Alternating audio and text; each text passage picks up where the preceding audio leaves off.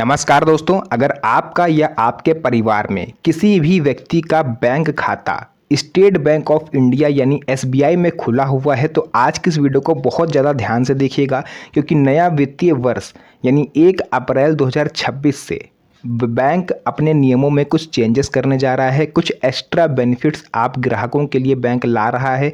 31 मार्च को जो closing year है और 1 अप्रैल से नया वित्तीय वर्ष शुरू हो जाएगा। तो ऐसे में आपको ये जानना बेहद ज़रूरी है कि बैंक आपको कौन कौन से बेनिफिट देने जा रहा है। तो उन्हीं 5 सुविधाओं के बारे में आज की इस वीडियो में हम विस्तार से बात करेंगे।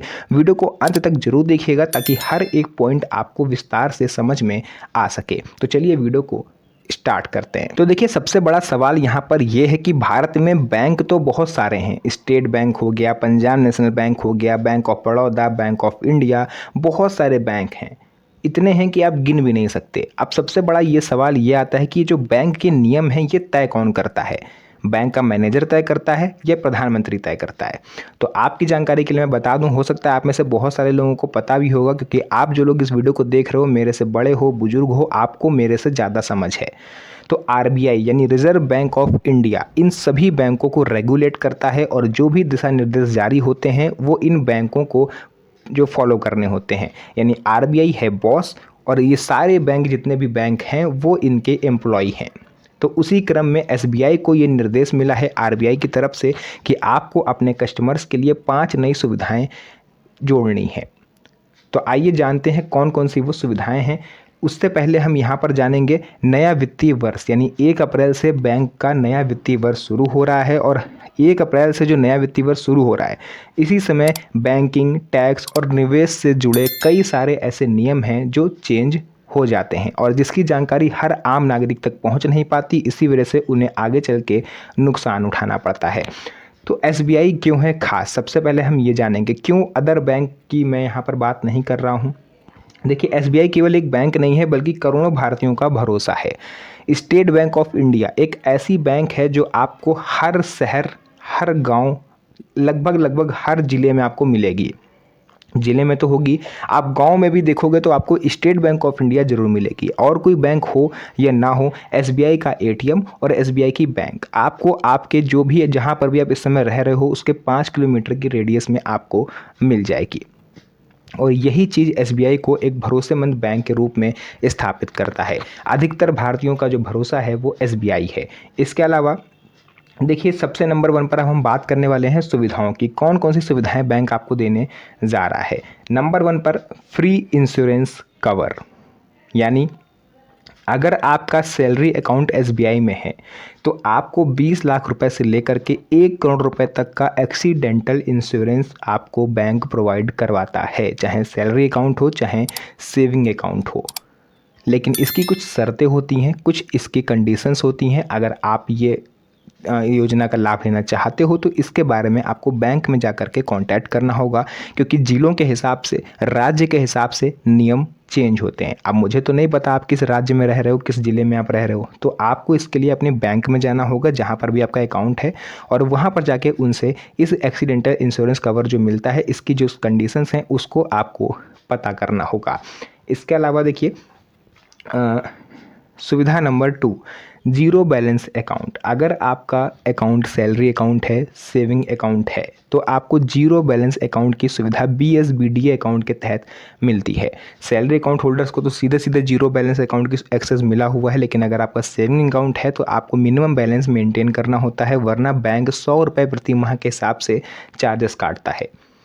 लेकिन अगर आप नॉर्मल सेविंग अकाउंट आपका है और आपने बीएसबीडीए यानी बेसिक सेविंग अकाउंट जो होता है उसके थ्रू आपने खुलवाया है, तो आपको जीरो बैलेंस अकाउंट का एक्सेस भी बैंक प्रोवाइड कराता है, बचत खाता धारकों को भी। उसमें आपको मिनिमम बैलेंस मेंटेन करने की ज़रूरत नहीं होती। इसमें आपको कोई पेनाल्टी नहीं पड़ती है अगर आपका बैलेंस मेंटेन नहीं है। सरकारी योजनाओं का पैसा भी आसानी से सीधे आपके अकाउंट में पहुंचता है। डीबीटी इसमें हमेशा ऑन रहता है, बार बार आपको एक्टिव कराने की ज़रूरत नहीं होती। खास तौर पर गरीब और ग्रामीण लोगों के लिए ये बहुत ही फ़ायदेमंद सुविधा है। सुविधा number 3, digital banking, mobile app और इंटरनेट बैंकिंग, इसका भी एक्सेस बैंक आपको देती है एसबीआई, जिससे आप घर बैठे पैसे ट्रांसफ़र भी कर सकते हो। घर बैठे आप अपना स्टेटमेंट जान सकते हो कि कितने ट्रांजैक्शन आपके महीने में हुए। घर बैठे आप अपना बैलेंस पता कर सकते हो कि कितना आपके अकाउंट में पैसा बचा हुआ है। आप एफडी की जानकारी पा सकते हो कि कितना समय है उसको मैच्योर होने में, कितने % इंटरेस्ट आपको मिला। सब कुछ आप केवल एक ऐप पर, यानी एसबीआई का जो योनो एसबीआई ऐप होता है उसके थ्रू आप आसानी से घर बैठे पूरा स्टेटमेंट जान सकते हो। आपको अपनी पासबुक लेके बैंक जाके उसे प्रिंट कराने की ज़रूरत नहीं है। पूरा प्रिंटेशन जो आप है अपने स्क्रीन पर देख सकते हो मात्र एक क्लिक से। सुविधा नंबर 4, ओवरड्राफ्ट और सैलरी एडवांस। अभी देखिए होली का सीज़न था, बहुत सारे लोगों को, अभी ईद है, ठीक है, अभी ईद चल रही है फ़िलहाल, इससे पहले होली थी।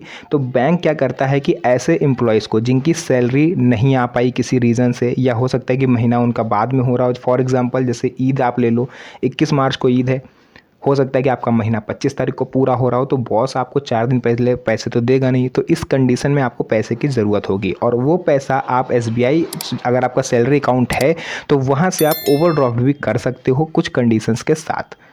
बैंक आपको 2 महीने तक की सैलरी ओवरड्राफ्ट करने की सुविधा देता है। तो ये एक बहुत बड़ा बेनिफिट है आपका अकाउंट अगर एसबीआई में खुला हुआ है। मुश्किल समय में बड़ा सहारा ये एक तरह से आप कह सकते हो आपके लिए है। उसके अलावा सुविधा नंबर 5, सस्ते लोन और offers. Home loan, car loan, education loan, ये आपको बहुत ही कम ब्याज दर पर बैंक आपको प्रोवाइड कराता है। अन्य बैंकों से अगर आप कंपैरिजन करोगे तो एसबीआई का इंटरेस्ट रेट आपको काफ़ी ज़्यादा लो दिखेगा अगर आप कोई लोन ले रहे हो तो, जिससे आपकी जो जेब है उस पर ज़्यादा असर नहीं पड़ेगा। इसके अलावा लॉकर की सुविधा, ज़रूरी दस्तावेज और कीमती सामान अक्सर लोग लॉकर्स में रखना पसंद करते हैं, चाहे उनके घर के कागजात हों, प्रॉपर्टी के कागजात हों, गहने हों, कोई भी इंपॉर्टेंट चीज़ हो, लोग लॉकर में रखना पसंद करते हैं। तो ऐसे में एसबीआई अपने, अगर आप लॉकर खुलवाते हो तो उसमें 25% तक की प्रोसेसिंग फ़ीस आपकी माफ़ कर देता है। यानी अगर आप एसबीआई अकाउंट होल्डर हो तो आपको लॉकर का जो किराया है, जैसे अन्य लोग 100 रुपये देते हैं तो आपको 75 रुपये पड़ेगा। 25% तक प्रोसेसिंग फ़ीस आपकी बैंक माफ़ कर सकता है। इसके अलावा कुछ ज़रूरी सावधानियां हैं, जैसे बैंक कभी भी आपसे ओटीपी या पासवर्ड नहीं मांगता। केवाईसी के लिए तो बैंक कभी नहीं बोलता है। एसएमएस के थ्रू कोई लिंक बैंक आपको नहीं भेजता, ना ही उस पर क्लिक करने को बोलता है। तो एसबीआई की तरफ से अगर कोई भी एसएमएस, कोई भी लिंक आप पर आता है तो उस पर आपको क्लिक नहीं करना, और ना ही बैंक का कोई अधिकारी आपसे ओटीपी की मांग करता है। अभी रिसेंटली मेरे लखनऊ का एक किस्सा है, मैं आपको बताता हूँ। एक बुजुर्ग व्यक्ति थे 65 साल से, उनके पास एसबीआई की तरफ से फ़ोन आता है कि सर मैं ब्रांच मैनेजर, जो भी नाम था उनका, बात कर रहा हूँ, आपके अकाउंट से इतने का ट्रांजेक्शन हुआ है, क्या आपने किया है? आप सीधी सी बात, अगर आपके अकाउंट में 1 लाख रुपए है और कोई आपसे कह दे कि 70,000 रुपये आपके अकाउंट से निकल गए हैं, तो आप तो पैनिक कर जाओगे, आपके पैरों तले ज़मीन खिसक जाएगी। हो सकता है अगर आप कमज़ोर दिल के हो तो आप बेहोश भी हो जाओ। तो उनके साथ भी कुछ ऐसा ही हुआ। उन्होंने हड़बड़ी में ध्यान ही नहीं दिया कि एसबीआई के ऑफिशियल नंबर से फ़ोन आया है या किसी स्कैमर का है। तो उसने, अगले ने क्या कहा कि सर आप पर एक ओटीपी आया होगा, आप जल्दी से ओटीपी बताओ वरना आपके बचे हुए 30,000 हैं वो भी निकल जाएंगे। तो उन्होंने खट से तुरंत उन्होंने ओटीपी बता दिया, और आप यकीन मानो कि 30,000 वो तो नहीं बचे, लेकिन पूरे पैसे उनके ज़रूर साफ़ हो गए। तो ये आप समझ सकते हो कि किस लेवल के लोग हैं जो आपको ठगने के लिए तैयार बैठे हैं, बस आपकी एक गलती और आपकी ज़िंदगी भर की जमा पूंजी साफ। तो मेरा काम था आपको अवेयर करना, सो मैंने आपको अवेयर कर दिया।